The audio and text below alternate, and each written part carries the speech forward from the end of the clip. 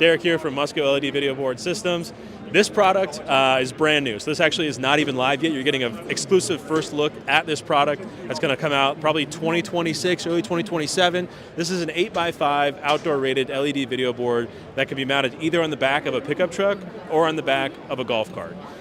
This actually folds down on top of the production box, so it's super mobile, super versatile, and it's an extension of our mobile LED video trailer lineup. So this is a smaller screen than what we've traditionally done, but we're excited about what this means for mobility and versatility for a lot of our customers that need something that's a little bit more of a smaller footprint, but an equally big high impact. I think top use cases for a product like this would be things like broadcasting and wayfinding and any outdoor advertising. There's a ton of versatility for this versus a lot of those like more permanent or printed solutions. You can update it in real time. As you can see here, we have live video playing. So for venues of all types, having something this small and this mobile, super exciting. So stay tuned, fall or winter 2026, early 2027.